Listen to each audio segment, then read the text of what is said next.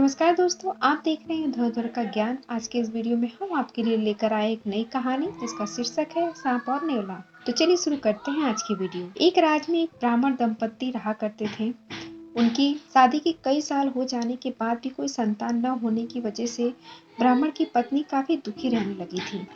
ब्राह्मण जो लोगों को आशीर्वाद देकर उनके दुख दर्द कुछ हद तक कम कर दिया करता, वह खुद अपनी पत्नी के दुख का निवारण नहीं कर पा रहा था। ब्राह्मण ने अपनी पत्नी का दुख कम हो इसलिए एक उपाय निकाला और एक नेवला लाकर पत्नी को पालने के लिए दे दिया। छोटे से नेवले को पाकर ब्राह्मण की पत्नी खुश हो गई और उसे अपने बच्चे की तरह ही लाड प्यार करके पालने लगी। नेवला भी इंसानों से इतना प्रेम पाकर उनमें घुल मिल गया। ब्राह्मण दंपत्ति का भी संतान न होने का दुख कम हो गया, या यूं कहें कि नेवले को अपनाने से उनका ध्यान उस बात से हट गया। कभी कभी भगवान हमें कुछ वस्तुओं के लिए ज्यादा इंतजार कराता है। ऐसा ही कुछ ब्राह्मण दंपत्ति के साथ भी हुआ, क्योंकि वह अपना गम जैसे तैसे भूल ही रहे थे कि अगले ही साल ब्राह्मणी ने एक सुंदर बच्चे को जन्म दिया। ब्राह्मण और उसकी पत्नी का सुख 4 गुना हो गया।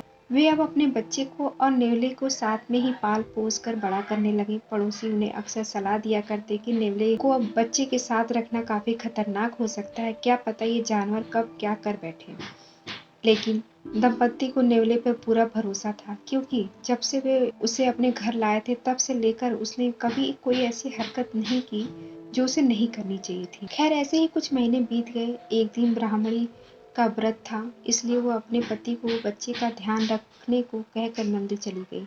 जब ब्राह्मणी मंदिर गई तभी ब्राह्मण को राजा के महल से एक यज्ञ करवाने के लिए बुलावा आया। ब्राह्मणी पूजा पाठ और भजन में इतनी खो गई थी कि उसे समय का कोई ध्यान ही नहीं रहा। दूसरी तरफ ब्राह्मण अधीर होता जा रहा था, क्योंकि राजा के महल से रोज रोज बुलावा नहीं आता था और राजा से इतनी बड़ी दक्षिणा और भोजन मिलते थे कि उसके पूरे वर्ष के काम की भरपाई हो जाती थी। ब्राह्मण ऐसा मौका चूकना नहीं चाहता था। पत्नी का कोई अता पता नहीं था, इसलिए ब्राह्मण अपने पड़ोसी के पास गया तो वो भी गांव गए हुए थे। अंत में ब्राह्मण ने सोचा ब्राह्मणी काफी देर से मंदिर गई हुई है, वो कुछ मिनटों में ही लौटती ही होगी, इसलिए वन पालतू नेवले को अपने बच्चे को सौंप कर राजा के यहाँ निकल गया।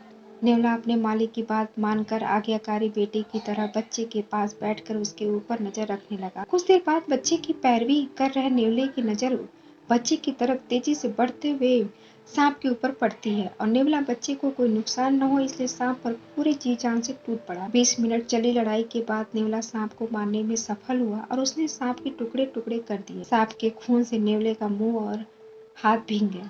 आंगन में मंदिर से लौटी ब्राह्मणी और तभी महल से लौटे ब्राह्मण की आहट सुन नेवला तुरंत दरवाजे के पास आया और अपने मालकिन को एक साथ देखकर खुशी से उछल कूद करने लगा। नेवले को खून से सना देख और उसका ऐसा व्यवहार देख ब्राह्मण दंपत्ति का उस पर शक हुआ। उनके मन ही मन में अपने बच्चे के बारे में बुरे ख्याल आने लगे। उन्होंने पड़ोसियों की वो बातें भी याद आने लगी। नेवला तो आखिर एक जानवर है और जानवरों का क्या भरोसा। ब्राह्मणी ऐसे विचारों के कारण रोने लगी तो ब्राह्मण को गुस्सा और ज्यादा बढ़ गया। उसने न आगे देखा न पीछे, आंगन में पड़ा एक डंडा लिया और नेवले को पीट पीट कर मार दिया। इतना सब होने के बाद जब दोनों अपने घर में अपने बच्चे को देखने के लिए दौड़े तो देखकर हैरान थे।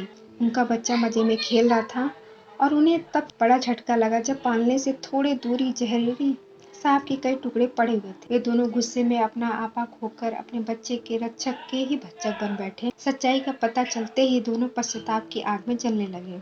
दोस्तों, पुराने जमाने की कहानी हमें वही पुरानी मगर काफी महत्वपूर्ण बात सिखाती है कि गुस्सा नहीं करना चाहिए। गुस्सा आ भी जाए तो उस वक्त कोई फैसला या काम नहीं करना चाहिए, क्योंकि इतिहास गवाह है कि गुस्से से और गुस्से में लिए गए फैसले से हमेशा अनर्थ ही होता है। दोस्तों, आपको ये हमारी कहानी सांप और नेवले की कैसी लगी हमें कमेंट बॉक्स में कमेंट करके जरूर बताएं और हमारे वीडियो को लाइक करें, ज़्यादा से ज़्यादा हमारे वीडियो को शेयर करें और अगर हमारे चैनल पे नए हैं तो हमारे चैनल को सब्सक्राइब करना तो बिल्कुल भी ना भूलें, जिससे हमारी नई वीडियो का नोटिफिकेशन आपको आसानी से मिल सके।